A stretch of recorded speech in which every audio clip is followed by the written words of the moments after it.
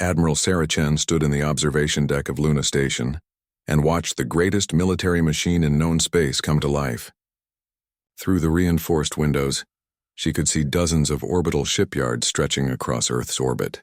Each one contained vessels that had been silent for 200 years. Now they hummed with power. Lights flickered on across hulls the size of cities. Engines that had been cold for generations began their warm-up sequences. Crews shuttled between stations, loading supplies, running diagnostics, preparing for war. The First Fleet was awakening. Chen was 52 years old, and she had spent her entire adult life preparing for a day that might never come. She had trained in simulations of battles that happened before she was born. She had studied tactics and strategies that no living human had used in actual combat. She had commanded vessels in exercises that pushed her crews to their breaking point, all for a war that existed only in theory. Now that war was real, now she would discover if 2 centuries of preparation had been worth it. Behind her, the ready room doors opened. Commander Marcus Webb entered, carrying a data tablet and wearing the expression of a man who had not slept in 3 days. He probably had not. As the fleet's senior intelligence officer, Webb had been drowning in information about the Krell since the Council's request came through. Admiral, the final ship status reports are in. 473 vessels ready for combat operations. Another 27 will need an additional 48 hours for their main reactors to fully cycle up. Chen nodded. 500 ships total, the number they had maintained in cold storage since the isolation began. It seemed like such a small number compared to the thousands of Krell bioships the Council reported. But Chen knew better. Numbers meant nothing without context. What about crew readiness? Better than expected. Every simulation score improved once the crews learned this was real. Seems people fight better when actual lives are on the line. Webb brought up a holographic display showing the fleet composition. We have the full standard deployment. 50 dreadnoughts, 100 cruisers, 150 destroyers, 100 frigates, 70 support vessels, and 30 carrier ships with full drone complements. Chen studied the display. Each ship represented decades of human engineering, design philosophy that had evolved through thousands of years of conflict on Earth and 2 centuries of preparation afterward. Unlike the elegant curves of Valorum vessels or the crystalline beauty of Gentari ships, human warships were blunt instruments. They were armored fortresses bristling with weapons, designed on a simple principle: hit first, hit hard, and make sure the enemy never hits back. The flagship, Indomitable Will, floated at the center of the formation. Chen had toured her 3 days ago, walking corridors that had been empty since before she was born. The ship was a monster, 3 kilometers long, with armor plating that could withstand nuclear detonations and enough firepower to sterilize a planet. Standing on that empty bridge, Chen had felt the weight of history. This ship had fought in the Corvin War. It had been there when humanity proved they belonged among the stars. Now it would prove it again. Tell me about the Krell, Chen said, gesturing to the intelligence reports. Webb pulled up another display, this one showing the biological nightmares they would face. The Krell bioships looked like something from a horror story. All organic curves and pulsing membranes, more like sea creatures than spacecraft. They are hive-minded completely. No individual thought, no creativity, just collective instinct. Their ships are grown, not built. They use some kind of organic reactor that we do not fully understand, probably biological fusion. They heal damage by consuming raw materials, which means every asteroid, every destroyed ship, everything becomes food for them. Weaknesses? They are predictable. Every engagement the Council fought followed the same pattern. The Krell swarm in overwhelming numbers trying to envelop enemy vessels. They sacrifice thousands to destroy dozens. They do not retreat, they do not negotiate, and they do not adapt their overall strategy. They are like locusts. Individual locusts are not intelligent, but the swarm seems intelligent because of its scale. Chen smiled. It was not a pleasant smile. So they are optimized for fighting enemies who use similar tactics. Energy shields, plasma weapons, ships designed for one-on-one combat or small fleet engagements. Exactly. The Council species fight wars like duels, honor-bound engagements, measured force. They meet the enemy in open battle and fight until one side retreats or surrenders. The Krell exploit that. They do not care about losses. They just keep coming until the enemy breaks. But we do not fight like that. No, Admiral, we do not. Chen pulled up the tactical files from the Corvan War. She had studied these battles since her academy days, but now she examined them with fresh eyes. The Battle of Corvan Prime, the Siege of Thalos Station, the destruction of the Golden Fleet. In every engagement, humanity had refused to meet the enemy on equal terms. They had used overwhelming firepower, perfect coordination, and ruthless efficiency. They had not sought glorious victories. They had sought the complete destruction of enemy capability. The Council expects us to meet the Krell in battle and slowly push them back, Chen said. They think this will be a campaign lasting months, maybe years. They are wrong, Webb understood immediately. You are planning to end it in one engagement, one battle, one system. We are going to hit them so hard and so fast that their hive mind breaks. We are going to show them that they are not the apex predators they think they are. Over the next 7 days, the First Fleet completed its preparations. Crews that had trained together in simulations now worked together on actual vessels. The synergy was remarkable. Weapons officers coordinated firing solutions across entire squadrons. Navigation teams plotted jump coordinates that would bring 500 ships into the same system simultaneously. Supply officers ensured every vessel carried enough ammunition, fuel, and supplies for extended operations, even though Chen did not intend to need them. Chen moved through the fleet, visiting ships, talking to crews, making sure everyone understood the mission. She found morale surprisingly high. These men and women had spent years training for a war they thought would never come. Now they had purpose. Now their skills mattered. On the indomitable will, she met with her senior staff for final planning. They gathered in the operations center, a massive room filled with holographic displays and tactical stations. This was where the battle would be coordinated, where 500 ships would move as one organism. The target is the Draven system, Chen announced, pulling up the star chart. According to Council intelligence, the Krell have massed their largest fleet there. They are preparing to assault the last major Gentari colony. The Council estimates 4,000 bioships, possibly more. They expect the colony to fall within days. Her staff studied the map. Some of them looked concerned at the numbers. 4,000 against 500 seemed suicidal. But Captain Amanda Price, Chen's chief tactical officer, was smiling. She understood. We are not going to defend the colony directly, Price said. Correct. We are going to position ourselves here, at the edge of the system, near the star. We are going to force the Krell to come to us, and when they do, we are going to introduce them to human military doctrine. Commander Webb brought up the Krell tactical analysis. They will charge. They always charge. They will see our numbers and assume they can overwhelm us with their superior force. They will form a massive swarm and attack head-on. And we will be ready, Chen said. This is not going to be a battle of maneuver or endurance. This is going to be a turkey shoot.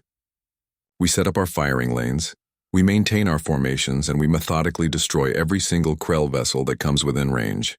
No heroics, no individual duels, just cold, efficient execution. She pulled up the weapons inventory. We have enough railgun ammunition to fire continuously for 12 hours. We have nuclear missiles with yields up to 50 megatons. We have laser point defense systems that can track and eliminate thousands of targets simultaneously. We have autonomous drone swarms that can operate independently for days. And we have the Stellar Lances. That last weapon made everyone pause. The Stellar Lances were humanity's most devastating innovation. Weapons that could harness the power of a star itself. They had been used only once during the final battle of the Corvan War. The results had been so horrifying that humanity had nearly banned them entirely. But they remained in the arsenal, kept for situations that required absolute, overwhelming force. We are going to use all of it, Chen continued. When we engage the Krell, we are going to hit them with everything we have. We are going to show them that human warfare is not about courage or honor. It is about math, physics, engineering. We are going to demonstrate that we have calculated every possible variable and optimized for maximum enemy casualties, with minimum risk to ourselves. Her executive officer, Commander James Sullivan, raised a hand. Admiral, the Council observers will be watching. They are going to see everything we do. Every weapon, every tactic. This will change how they view us. I know. They invited us to their war. They get to see who we really are. Chen looked around the room at her officers. 200 years ago, humanity scared the galaxy so badly that we chose isolation over expansion. We could have conquered. We could have built an empire. But we decided peace was better. We proved we could fight, then we proved we could choose not to. Now circumstances force us to fight again. So let us make sure this lesson lasts another 200 years. Let us make sure that after this battle, no one ever wants to wake the human war machine again. The fleet departed 3 days later, 500 vessels moving in perfect synchronization, their jump coordinates calculated to bring them into the Draven system simultaneously. Chen stood on the bridge of the Indomitable Will and watched Earth recede behind them. She thought about the billions of humans living on that planet, most of whom had no idea what was about to happen. They lived peaceful lives, built families, pursued dreams, all protected by a military force they never saw. That was how it should be. Warriors existed so others did not have to. All ships report ready for jump, Sullivan announced. Chen took her seat in the command chair. Through the viewport she could see the rest of the fleet, hundreds of vessels stretching into the distance like a constellation of man-made stars. This was humanity's answer to the question of their place in the galaxy. Not conquest, not domination, but the absolute certainty that if war came, they would end it on their terms. Execute jump, she ordered. Space twisted, reality bent. The stars streaked and blurred. The first fleet vanished from Earth's orbit and hurtled toward a distant war zone. Inside the ships, crews checked their weapons one last time. Pilots climbed into their fighters and drone operators linked with their autonomous swarms. Medical teams prepared for casualties that Chen did not intend to take. Engineers stood ready to handle damage that should never come. Everyone knew their role. Everyone had trained for this. The simulations were over. The real test had arrived. In 10 hours, they would reach the Draven system. In 10 hours, the Krell swarm would learn what it meant to face humanity in total war. In 10 hours, the galaxy would remember why they had been relieved when humans chose isolation. Admiral Sarah Chen closed her eyes for a moment, centering herself for what was coming. When she opened them again, she was ready. The fleet was ready. Humanity was ready. The Krell would not be. Commander Zethal of the Gentari Defense Fleet had accepted his death 3 days ago. Now he simply waited for it to arrive. His flagship, the Luminous Guardian, hung in high orbit above Gentara Prime, the last major colony of his people in this sector. Below, 2 billion crystalline Gentari went about their lives, some evacuating to transport ships, most staying to defend their home. They would all die. Zethal knew this with absolute certainty. Through the panoramic viewport of his command chamber, he could see the rest of his fleet. 200 ships, the largest force the Gentari had managed to assemble in their entire history. Beautiful vessels, their crystalline hulls refracting starlight into rainbows. They looked like works of art floating in space. Against the Krell, they might as well be made of glass. Commander, our sensors detect movement at the system's edge. His sensor operator, a young officer named Prelix, tried to keep his voice steady and failed. The Krell fleet is advancing. Their numbers are increasing as more bioships arrive. Zethal pulled up the tactical display. The numbers made his light organs dim with despair. 4,300 Krell bioships and more arriving every hour. They gathered at the outer system like a swarm of insects, their organic forms pulsing with hostile intent. In 12 hours, maybe less, they would attack. His 200 ships would last minutes. Any word from the Council? He asked, already knowing the answer. Negative, Commander. All Council forces were ordered to withdraw. We are alone. Alone. The word echoed through the chamber. The Council had abandoned them, pulling back all military assets on the orders of some mysterious benefactors. Zethal did not blame them. What could the Council do? They had been fighting the Krell for 6 months and losing every battle. At least by withdrawing, they preserved their forces for the next system, the next desperate defense. But it left Gentara Prime to die. Broadcast to the fleet. Zethal ordered. All ships are to hold formation. We do not advance. We do not retreat. When the Krell attack, we make them pay for every meter. We buy time for the evacuation transports. We die with honor. His crew acknowledged the order. Zethal could feel their resignation, their quiet acceptance of fate. They were good people, all of them. They deserved better than this. They deserved to live, to see their families again, to grow old and pass their stories to the next generation. Instead, they would become light and dust, sacrificed to buy a few more hours for those below. The hours crawled past. Zethal walked through his ship, visiting each station, thanking his crew personally. It was all he could offer them now. In the recreation chamber, he found a group of younger officers gathered around a view screen. watching old recordings of Gentara Prime during peaceful times. Crystal gardens glittering in sunlight, meditation towers humming with harmonic frequencies, children learning the ancient art of light weaving. "We will make them remember us, Commander," one of the young officers said. Her name was Saralyn, and she had graduated from the academy only 2 years ago. She should have had centuries ahead of her. "The Krell will know they faced the Gentari defense fleet. They will know we did not surrender." Zethal placed a hand on her shoulder, a gesture of comfort among his people. "They will know. The entire galaxy will know." He returned to the command chamber as the 12-hour mark approached. The Krell fleet had swelled to over 5,000 bioships. They began moving inward, a vast tide of organic horror flowing toward Gentara Prime. Zethal had seen recordings of Krell vessels up close. They looked like deep-sea predators, all teeth and hunger, their hulls pulsing with bioluminescence. They made sounds that human translators could not properly interpret, subsonic pulses that felt like screams. "All ships report ready, Commander," his tactical officer announced. "Weapons charged. Shields at maximum. We are prepared." Zethal opened a fleet-wide channel. "Warriors of Gentara, this is Commander Zethal. In moments we will face an enemy that knows no mercy, no honor, no peace. They will destroy us, but before we fall, we will show them the light of our people. We will burn so brightly that the entire galaxy will see. For Gentara, for our families, for the hope that somewhere, somehow, someone will stop this plague before it consumes everything." The responses came back from 200 ships. "For Gentara." The Krell fleet was 3 hours out when reality suddenly twisted at the edge of the system. Zethal's sensors erupted with warnings. Something massive was emerging from hyperspace. Multiple somethings. The gravitational distortions were enormous, far larger than anything the Council species used. "Report," Zethal demanded, hope and fear warring in his chest. Prellick stared at his displays in disbelief. "Commander, we have new contacts. Many new contacts. They are appearing near the system's star. Range approximately 3 billion kilometers from our position. They are not Krell.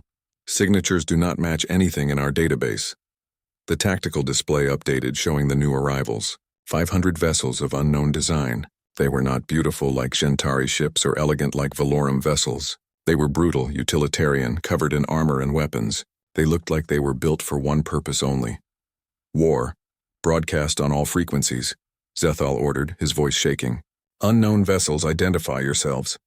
This system is under Krell attack. If you are not hostile, please respond." The response came immediately in perfect Gentari. "Gentari Defense Fleet, this is Admiral Sarah Chen of the Terran First Fleet. We are here to resolve your Krell problem. Recommend you maintain current position and do not engage. We will handle this. Terran. Human."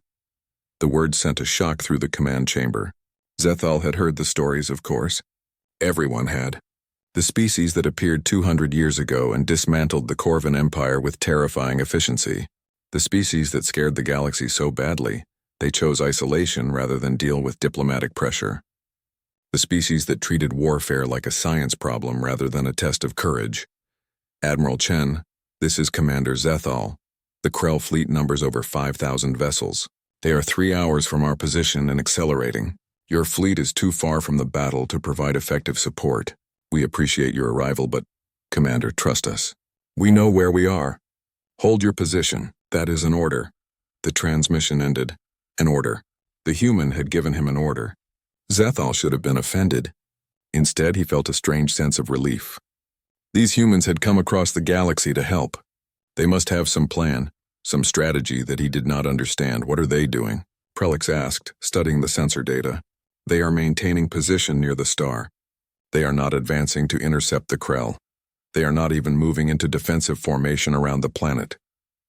Zethal looked at the tactical display, trying to understand human thinking. The Terran fleet was positioned far from Gentara Prime, near the system's star. From that range, their weapons would be nearly useless. Energy beams would scatter. Missiles would have too much distance to cover. Even with perfect targeting, the Krell could simply avoid any attacks launched from that position. Unless the humans were not planning to defend the planet at all.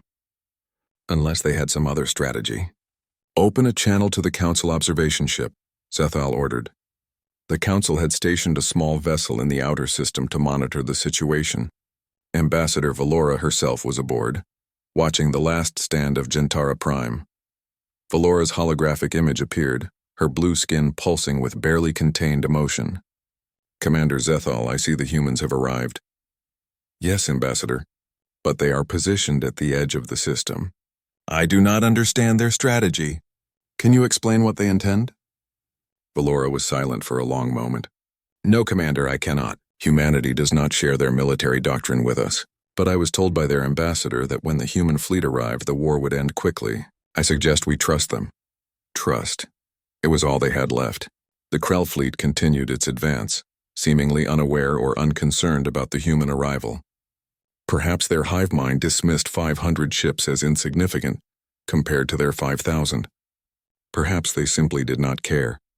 They had never faced an enemy they could not overwhelm with numbers. That was about to change. At the edge of the system, aboard the Indomitable Will, Admiral Chen watched the Krell fleet on her tactical displays.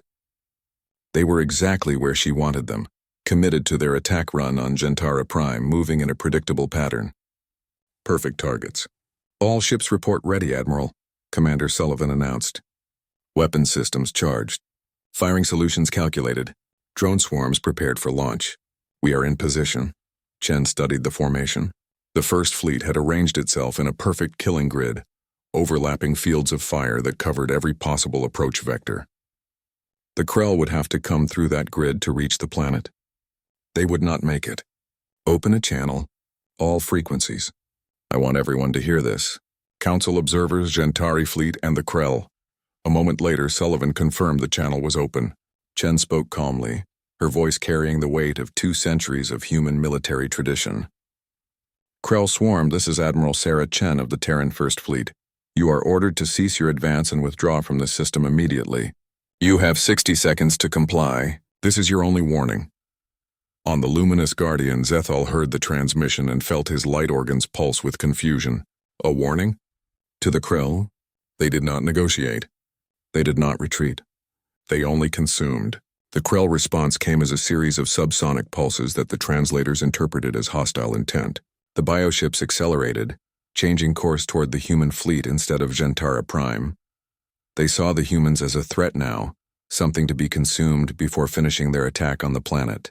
Chen watched the Krell formation shift. 5,000 bioships, each one a living weapon, each one capable of adapting and healing. Against a conventional fleet, they would be unstoppable. Against humanity, they were targets. 60 seconds expired, Sullivan reported. The Krell are approaching at attack speed. They will be in their optimal engagement range in 10 minutes. Perfect, Chen said. She opened the fleet channel. "All ships, this is Admiral Chen. You know your orders. You know your targets. When I give the word, weapons free. Show them what 200 years of preparation looks like. Show them why humanity chose peace. Show them that we chose peace because we are very, very good at war." She paused, watching the Krell swarm approach like a living nightmare. 5,000 vessels against 500. The entire galaxy was watching, waiting to see if humanity could back up 2 centuries of reputation.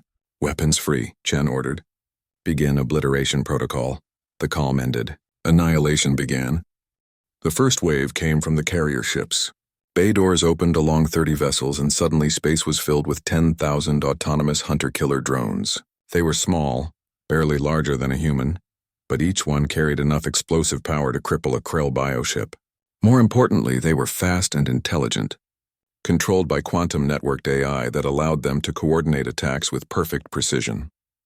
The drones accelerated to attack speed in seconds, forming a screen between the human fleet and the approaching Krell. They did not wait for the enemy to reach them. They surged forward like a mechanical storm. Aboard the luminous Guardian, Commander Zethal watched in amazement as his sensors tracked the drone swarm. "What are they doing?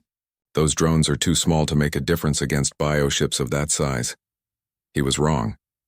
The first drone reached its target, a medium-sized Krell vessel that pulsed with hostile bioluminescence. The drone did not attempt to damage the hull. Instead, it latched onto the organic surface and activated its payload, a shaped nuclear charge, precisely calculated to penetrate and detonate inside the bioship. The explosion was small by stellar standards, barely 5 kilotons, but it was inside the vessel. The Krell bioship ruptured from within, spilling frozen atmosphere and biological matter into space. It tried to heal, organic membranes flowing to seal the breach, but 3 more drones struck before it could recover. The bioship died, its bioluminescence fading to black. That was one. The Krell had 5,000, but the drones were not finished. They moved through the Krell formation like sharks through a school of fish, each one seeking a target, each one delivering its lethal payload. Explosions blossomed throughout the swarm. The Krell tried to adapt, growing thicker armor, developing point defense spines that lashed out at the approaching drones. They destroyed hundreds of the small attackers, but 10,000 drones were attacking 5,000 targets. The math was simple. Even if the Krell destroyed 90% of the drones, the remaining 10% would be enough to kill 1,000 bioships. That was when the railguns opened fire. The human fleet had positioned itself in a perfect firing grid. Each ship had been assigned specific targets, specific firing lanes, specific solutions calculated by quantum computers that processed millions of variables per second. When the railguns fired, there was no dramatic light show like plasma weapons. There was only the sudden acceleration of tungsten rods to 10% of light speed. The Krell never saw them coming. The first salvo struck with the force of nuclear weapons.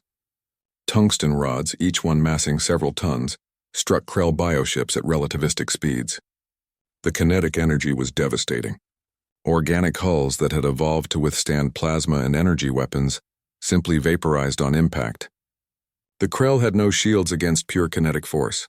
They could not adapt fast enough. They could not heal fast enough. They simply died. Zethal watched his tactical display with growing disbelief. In the first 30 seconds of the engagement, the Krell lost over 800 vessels. The human fleet had not even moved. They maintained their positions, their firing grid perfect, each ship delivering calculated destruction with mechanical efficiency. "This is not a battle," Prelix whispered. "This is an execution." The Krell swarm, true to its nature, did not retreat. It could not conceive of retreat. The hive mind knew only consumption, only the swarm, only the overwhelming of prey through sheer numbers. It pushed forward, losing hundreds of vessels per minute, trying desperately to close the distance to the human fleet. They never would. Admiral Chen watched the tactical display with cold satisfaction. The Krell were performing exactly as predicted. They charged straight into the kill zone, taking devastating casualties, unable to adapt their strategy because they had no strategy. They only had instinct. Instinct was worthless against calculated firepower. "Status report," she ordered. Captain Price read from her console. "Enemy losses at 1,900 vessels and climbing. Our losses 0. Ammunition expenditure at 15%. All systems nominal. Drone swarm continuing autonomous operations. No enemy vessels have breached our defensive perimeter. What about their reinforcements? Additional Krell bioships are still arriving at the system edge, but they are not joining the attack." Analysis suggests the hive mind is confused. It has never encountered this level of resistance. It does not know how to respond, Chen nodded. Confusion was good. Confusion meant the Krell were breaking, but she needed to push harder, to deliver such overwhelming destruction that the hive mind fractured completely. She opened the fleet channel. "All ships prepare missile batteries. Full spread nuclear warheads. Proximity detonation, maximize kill radius. I want a wall of fire between us and them." Acknowledgements came back from 500 ships. Missile tubes opened along countless hulls. Thousands of nuclear-tipped missiles launched simultaneously, their engines blazing as they accelerated toward the Krell swarm. Each missile was guided by an AI that could track and adjust for enemy movement in real time. Each one carried a warhead with a yield of up to 50 megatons. The missiles did not target individual ships. They targeted locations in space where Krell ships would be in 10 seconds, 20 seconds, 30 seconds. The quantum computers calculated trajectories, predicted Krell movement patterns, and placed the missiles exactly where they needed to be. When the warheads detonated, they created a wall of nuclear fire that stretched across thousands of kilometers. The Krell swarm flew directly into it. The bioships that survived the railgun barrage now burned in atomic fury. Organic hulls that had evolved in the cold of space could not withstand temperatures measured in millions of degrees. They flash-boiled, their biological components breaking down into superheated plasma. The Krell lost another 1,000 ships in 15 seconds. On the Council observation vessel, Ambassador Valora watched the battle with a mixture of awe and horror. She had seen wars before. She had witnessed fleet actions, orbital bombardments, desperate last stands, but she had never seen anything like this. The humans were not fighting. They were destroying, methodically, efficiently, without mercy or hesitation. "Ambassador," her sensor operator called out. "The Krell are trying to flank. Groups of bioships are breaking off from the main swarm, trying to circle around the human formation." Valora felt a moment of hope. Perhaps the hive mind was adapting after all. Perhaps it had realized that a frontal assault was suicide. Perhaps the human point defense systems activated. Each human warship carried dozens of automated laser turrets, rapid-fire railguns, and missile interceptors. These systems were designed to track and destroy incoming threats with perfect accuracy, but they could do more than defend. They could attack. The laser turrets swiveled toward the flanking Krell vessels. Beams of coherent light lanced out, invisible in the vacuum of space but deadly to anything they touched. The lasers were not powerful enough to destroy bioships instantly, but they did not need to be. They targeted specific weak points, sensors, engines, control nodes. They blinded the Krell vessels, crippled their ability to maneuver, turned them into drifting targets. Then the railguns finished them off. The flanking maneuver failed completely. Not a single Krell vessel made it through the point defense grid. The human formation remained intact, a perfect killing machine that adapted to every Krell tactic in real time. Chen checked the casualty count. 3,000 Krell vessels destroyed. 2,000 remaining. They were still coming, driven by a hive mind that could not comprehend defeat. Time to end this. "Commander Webb," Chen said, "activate psychological warfare protocols. I want to hit their hive mind with everything we have." Webb smiled. This was his specialty. "Yes, Admiral." Initiating data burst. The human fleet began broadcasting on every frequency the Krell used to coordinate their swarm. But instead of communication, the humans transmitted chaos. Mathematical algorithms designed to overwhelm biological neural networks. Visual patterns that triggered confusion responses. Audio frequencies that disrupted hive mind cohesion. It was psychological warfare adapted for a species that was all psychology, all collective consciousness. The Krell formation began to waver. Individual bioships started moving erratically, no longer perfectly coordinated. The hive mind was experiencing something it had never felt before. Fear, doubt, the understanding that it could lose. On the Luminous Guardian, Zethal watched the Krell formation begin to collapse. They are breaking. The hive mind is fracturing. I can see it in their movement patterns. They are losing cohesion. How? Prelix asked. How are the humans doing this? Zethal had no answer. He simply watched as humanity demonstrated something the Council had never understood. War was not about honor or courage. It was about breaking the enemy's will to fight. It was about overwhelming them so completely that they could not imagine victory. The humans did not just fight battles. They destroyed the enemy's ability to believe they could win. Admiral Chen saw the Krell formation collapsing and knew the moment had come. Time to deliver the final blow. Time to show the galaxy what humanity had been building for 200 years. All Stellar Lance batteries, she announced. Lock firing solutions. Target the Krell command clusters. Prepare to fire on my mark. The Stellar Lances were humanity's most devastating weapon. Technology that had taken 50 years to develop and another 50 to perfect. They were massive directed energy weapons that drew power directly from a star. Each human dreadnought carried one. 50 lances total. Each one capable of delivering destructive force measured in teratons. The lances began their charging sequence. Aboard the Indomitable Will, Chen watched the power readings climb. Energy flowed from the system's star, channeled through quantum collectors, focused through crystalline matrices, building to levels that would make the weapon ports glow white-hot. Stellar Lances charged and ready, Price reported. All dreadnoughts report lock confirmed. Targets acquired. Chen took a breath. This was the moment. This was the weapon that had ended the Corvin War. This was the reason the galaxy had been relieved when humanity chose isolation, because when humanity went to war, they brought the power of stars themselves. Fire, she ordered. 50 beams of concentrated stellar plasma lanced across space at light speed. They were silent, invisible until they struck their targets. But when they hit, they brought annihilation. The remaining Krell bioships simply ceased to exist. They did not explode. They did not burn. They vaporized instantly, their organic components breaking down into constituent atoms scattered by the fury of stellar fire. The stellar lances fired for 30 seconds. When they stopped, there was nothing left. No Krell vessels, no debris field, nothing but superheated plasma cooling in the vacuum of space. The Battle of Draven was over. Aboard the luminous Guardian, Zethal stared at his sensors in absolute silence. The Krell fleet that had numbered 5,000 vessels 12 minutes ago no longer existed. The human fleet had destroyed them utterly, and humanity had not lost a single ship, not one. The casualty count was 5,000 to 0. Commander, Prelix said quietly. What are they? Zethal thought about the question. What were the humans? Warriors, protectors, monsters, perhaps all three. Perhaps something the galaxy had never encountered before. A species that understood war so completely that they had transcended it. A species that could choose peace because they knew with absolute certainty that if peace failed, they would win any war that followed. Admiral Chen stood on the bridge of the Indomitable Will and looked at the tactical display showing an empty battlefield.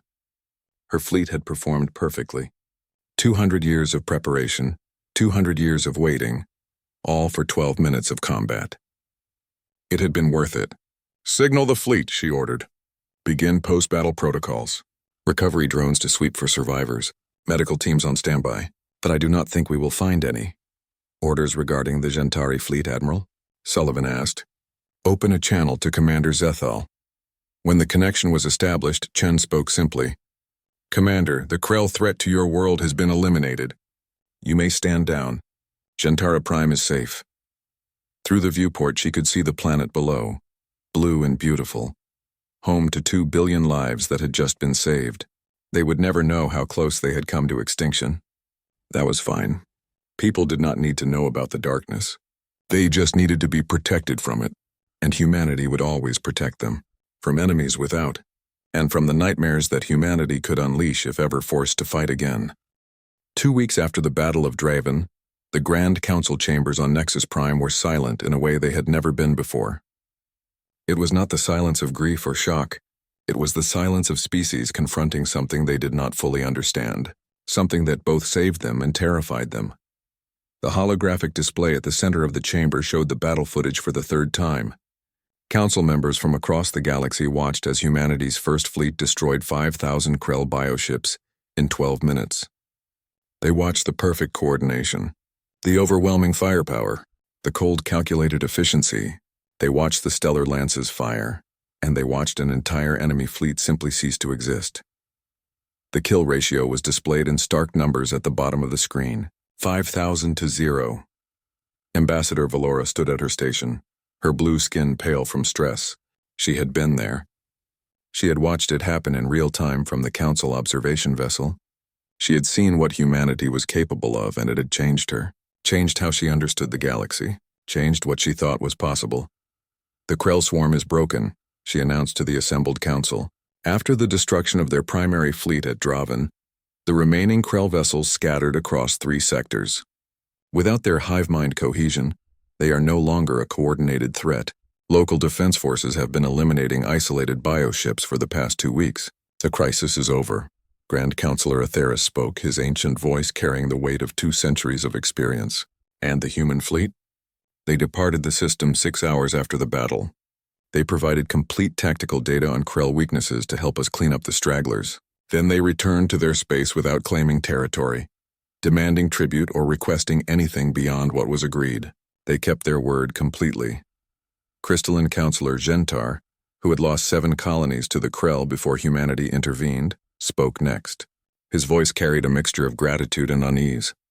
We asked them to save us, they did. We should be celebrating. Why do I feel such dread? Valora understood the feeling. She felt it too, because we just witnessed something that changes everything. For 200 years we told ourselves that humanity's victory over the Corvin was luck, or Corvin incompetence, or some fluke of circumstance. We wanted to believe that humanity was not truly that far beyond us militarily. The Battle of Draven proved we were lying to ourselves. She pulled up the tactical analysis that her team had compiled. The humans did not just defeat the Krell, they obliterated them. With no casualties, no damage to their fleet, they positioned themselves perfectly, executed a flawless battle plan, and demonstrated technology and tactics that are centuries beyond anything we possess. The stellar lances alone represent an understanding of stellar mechanics that our best scientists cannot replicate. How? Representative Coast demanded. How did they advance so far while isolated? What have they been doing for 200 years? Preparing, Valora said simply. While we focused on diplomacy, trade, cultural exchange, and maintaining the peace we had, humanity focused on one question. What if war comes again? They built a military force designed for one purpose: total victory. They did not build a fleet to defend territory or project power. They built a fleet to end wars so decisively that no one would start another one. High Speaker Murith of the Selkathi spoke, his voice bubbling through his translator. They saved my people. The Krell consumed 4 billion Selkathi before humanity intervened. Because of the humans, no more will die. I am grateful. But I am also afraid, if they can destroy the Krell so easily, what could they do to us? The question hung in the air. Everyone was thinking it. No one wanted to say it out loud, but Murith had given voice to the fear that permeated the chamber. Nothing, Valora said firmly. They could do nothing to us because they do not want to. That is what we must understand. Humanity has the capability to conquer the entire galaxy. They proved that 200 years ago when they dismantled the Corvan Empire. They proved it again at Draven. But they do not want empire. They do not want conquest. They want peace. They want to be left alone. Then why help us? Gentar asked.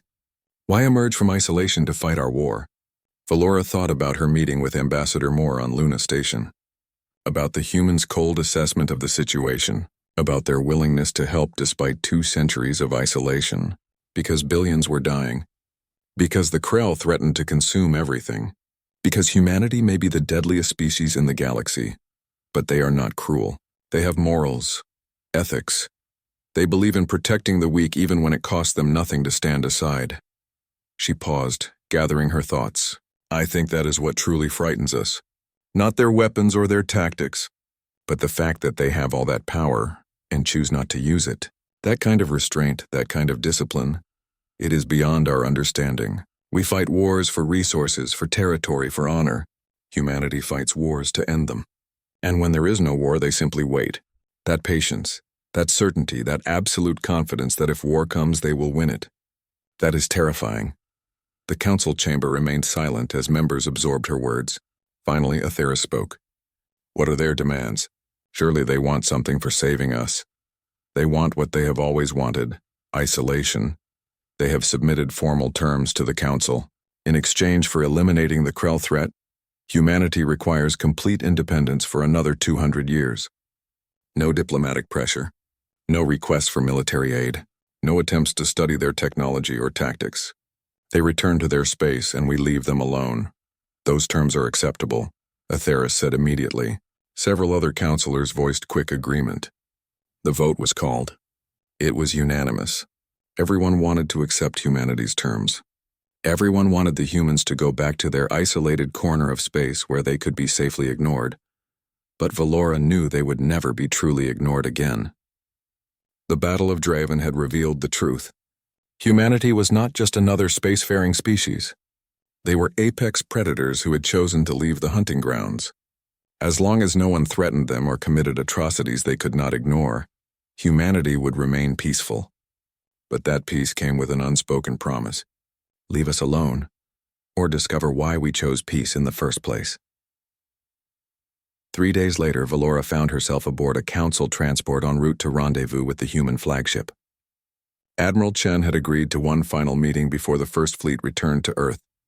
Valora had questions that needed answers. Questions that went beyond tactics and technology. Questions about what humanity truly was. The indomitable will hung in space like a monument to human military philosophy. Ugly, brutal, covered in weapons and armor. No elegant curves. No artistic flourishes.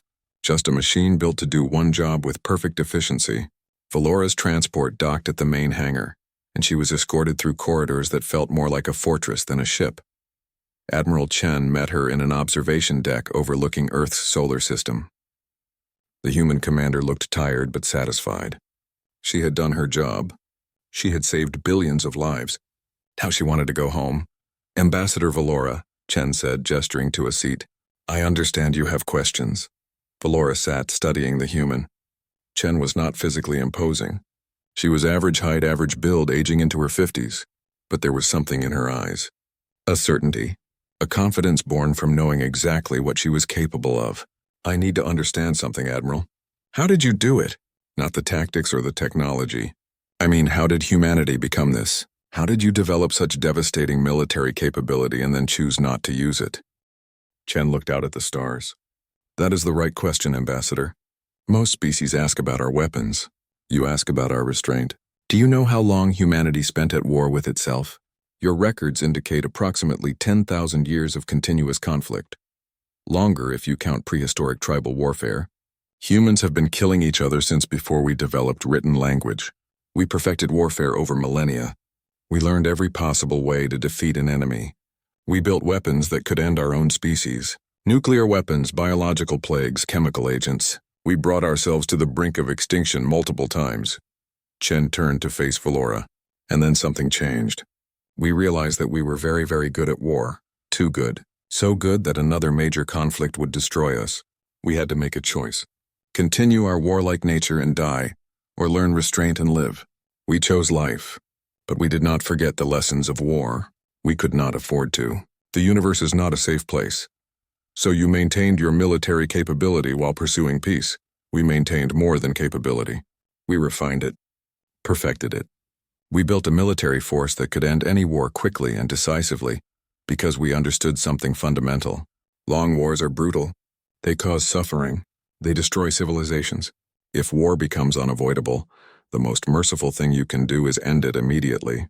That is why we hit the Krell so hard, not because we enjoy destruction, but because a quick, decisive victory saves lives in the long run. The Krell will not attack anyone again. Their hive mind is broken. That is billions of lives saved across the galaxy.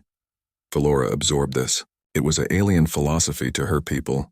The Valorum believed in measured responses, proportional force, warfare as a last resort conducted with honor. The idea of overwhelming destruction as a form of mercy was difficult to comprehend.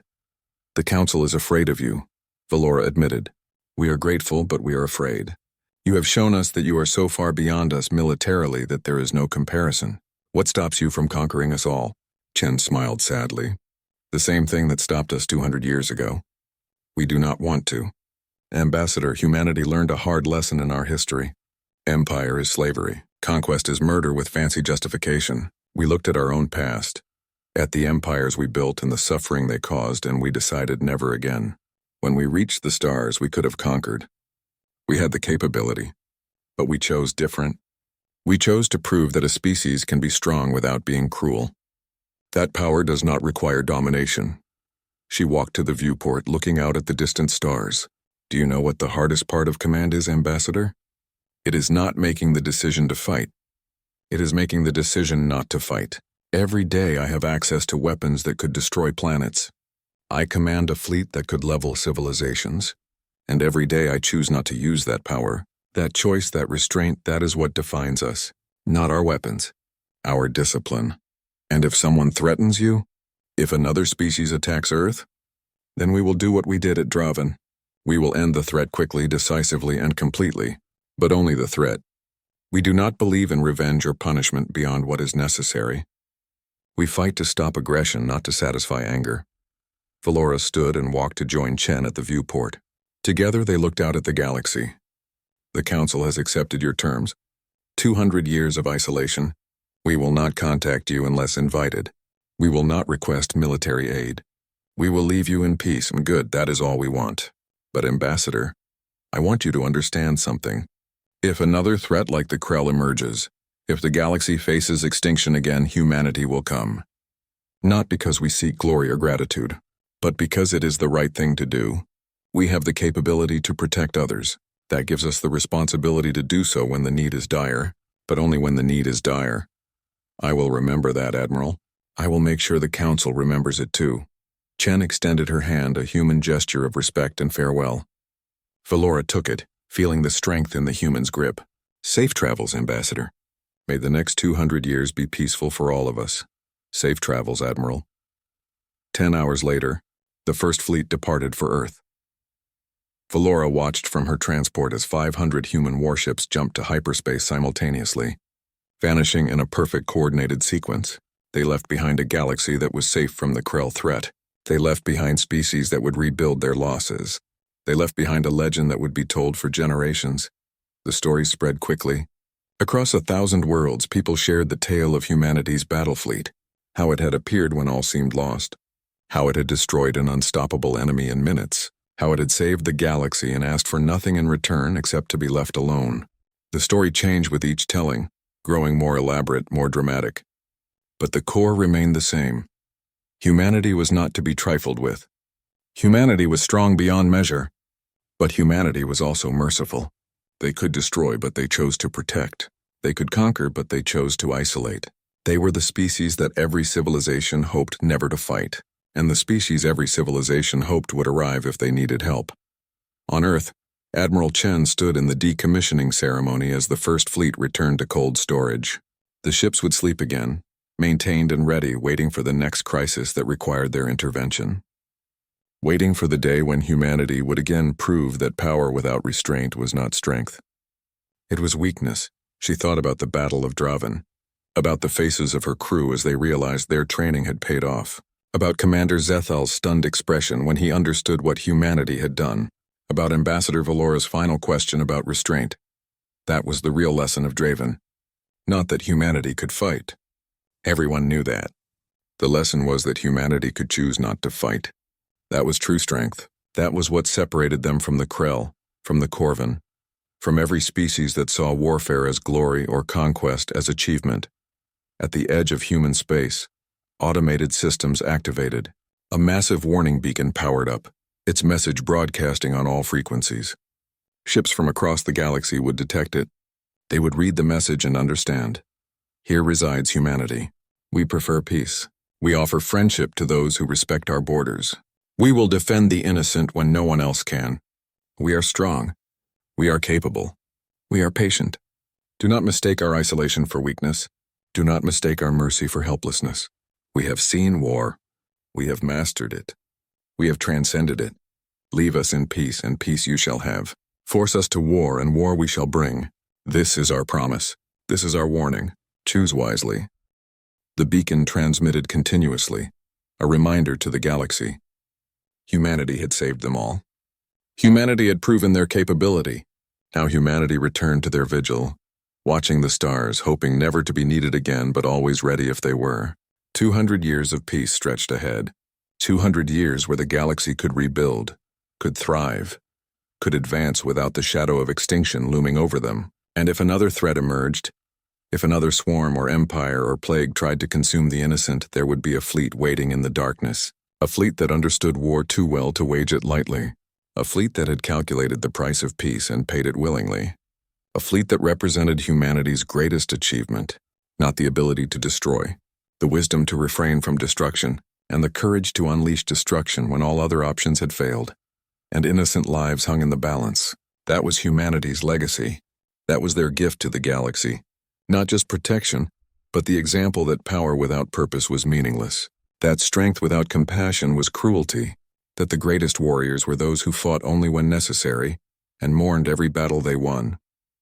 Admiral Chen returned to her office and filed her final report. Mission accomplished. Threat eliminated. Fleet secured. Humanity safe. Galaxy protected. She closed the file and looked out at Earth spinning below, at the billions of humans living their lives in peace, never knowing how close they had come to being called to war again. That was how it should be. The warriors stood watch so others could sleep peacefully. The strong protected the weak. The capable served the vulnerable. That was humanity's purpose. That was their choice. And as long as they maintained both the capability to fight and the wisdom not to, they would remain the species that the galaxy feared and respected in equal measure, the species that fought wars to end them, the species that chose peace because they understood war too well, the species that saved the galaxy and asked only to be left alone. Humanity.